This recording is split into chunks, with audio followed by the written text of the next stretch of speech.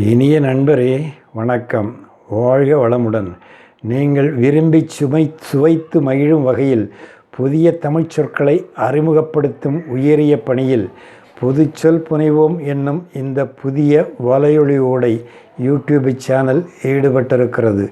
புதிய காணொளிகளை உருவாக்கி வெளியிடுவதன் மூலம் புதிய தமிழ்ச் சொற்களை மக்களிடம் கொண்டு சேர்ப்பதே இதன் நோக்கம்.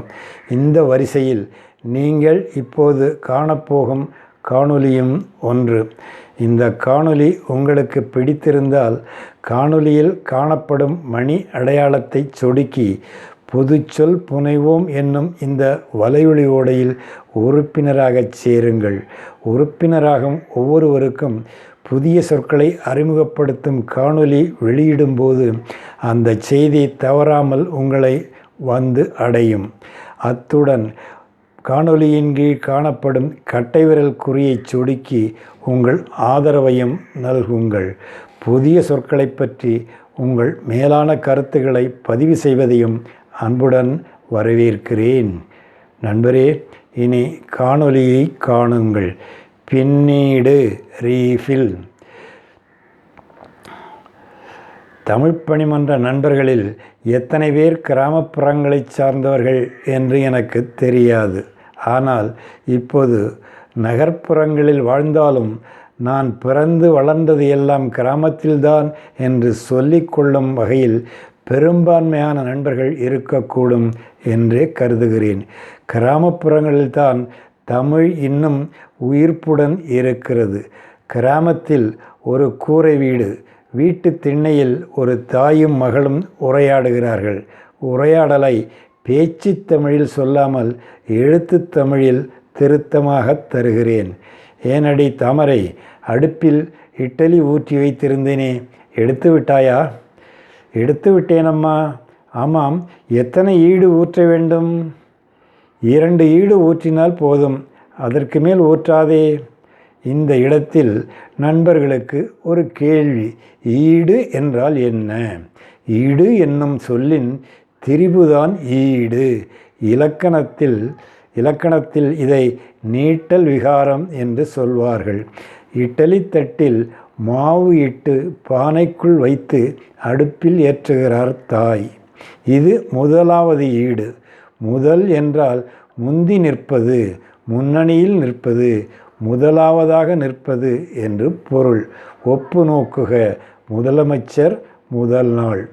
எனவே முதல் ஈடு என்பது முன்மை கூட்டல் ஈடு, முன்னீடு என்று அமையும். வேக வைத்து எடுத்தபின் 2வது முறையாக மாவை தட்டில் இடுகிறாள் மகள். இது 2வது ஈடு. வெந்த இட்லிகளை எடுத்துவிட்டு அதற்கு பின்னதாக இட்லி தட்டில் மீண்டும் மாவை இடுவதால் 2வது ஈடு என்பது பின்னீடு. பின்மை கூட்டல் ஈடு, பின்னீடு. நகரத்திற்கு வாருங்கள்.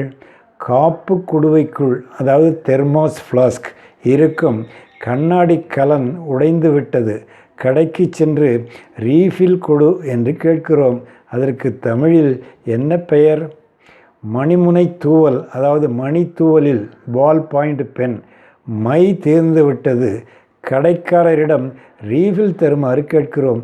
ரீஃபில் என்பதை தமிழில் எப்படி அழைக்கலாம்? சிந்திக்க மறந்து விட்டோமே. ரீஃபில் என்றால் என்ன? ஒன்று இருந்த இடத்தில் அதை எடுத்துவிட்டு மற்றொன்றை மாற்றி இட்டால் அதுதான் ரீஃபில். மாற்றாக இடுவதால் அதை மாற்றீடு என்றும் சொல்லலாம். ஆலையில் காப்பு குடுவையை, அதாவது தெர்மாஸ் ஃப்ளாஸ்க் தயாரிக்கும் போது வெப்பத்தை வெளியே விடாத உள்ளீடு அற்ற இரட்டை சுவர் அமைந்த கண்ணாடி கூடு, ஷெல் ஒன்று குடுவைக்குள் வைக்கப்படுகிறது. ஆங்கிலத்தில் இதற்கு ஷெல் என்று பெயர். இந்த ஷெல் உடைந்து விட்டால் உடைந்ததை எடுத்துவிட்டு புதிய ஷெல் ஒன்றை கடைக்காரர் குடுவைக்குள் பொருத்தி தருகிறார். முன்பு இருந்த ஷெல்லுக்கு மாற்றாக இதை பொருத்துவதால் இதற்கு ஆங்கிலத்தில் ரீஃபில் என்று பெயர். ரீஃபில் என்பதன் நேரடி மொழிபெயர்ப்பு மாற்றீடு என்பது. நேரடி மொழிபெயர்ப்புத்தான் செய்ய வேண்டுமா? அப்படி எந்த ஒரு கட்டாயமும் கிடையாது. ஆலையில் முதலாவதாக பொருத்தப்பெற்ற ஷெல் உடைந்து போய்விட்டால் அதை எடுத்துவிட்டு பின்னதாக பொருத்தப்பெறும் ஒவ்வொரு ஷெல்லுமே பின்னீடுதான்.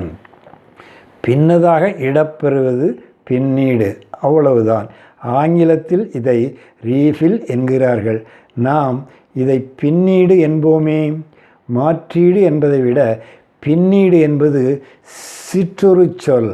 பொருள்நயமும் ஒலிநயமும் இருக்கின்றன. எனவே ஆங்கிலத்தில் ரீஃபில் என்பதை இனி தமிழில் பின்னீடு என்றே சொல்வோம். பின்னீட்டுடன் இணைந்து உருவாகும் வேறு சில சொற்களையும் அறிந்து கொள்வோமே. ரீஃபில் பின்னீடு. தெர்மோஸ் ஃப்ளாஸ்க் ரீஃபில் குடுவை பின்னீடு. பால் பாயிண்ட் பென் ரீஃபில் மணித்தூவல் பின்னீடு. Horlicks refill pack. ஹார்லிக்ஸ் பின்னீடு. ரீஃபில் பேக் பின்னீட்டு பொதி. Ball point மணிமுனை.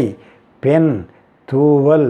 பால் பாயிண்ட் பென் மணித்தூவல், சுருக்கமாக மணித்தூவல். நண்பரே, காணொலியை கண்டு மகிழ்ந்தமைக்கு மிக்க நன்றி. இந்த காணொலி வாயிலாக அறிமுகப்படுத்தியுள்ள புதிய தமிழ் சொற்களை புழக்கத்தில் விட நீங்களும் முயலுங்கள், நானும் முயல்கிறேன். எல்லோரும் முயன்றால் இச்சொற்கள் மக்களை எளிதில் சென்றடையும் அல்லவா? தமிழுக்கு வளம் சேர்க்க நாம் இணைந்து பணியாற்றுவோம். வாழிய செந்தமிழ்ச் செல்வரே, வாழிய நீங்கள், வளமுடன் 100 ஆண்டு. நன்றி, வணக்கம்.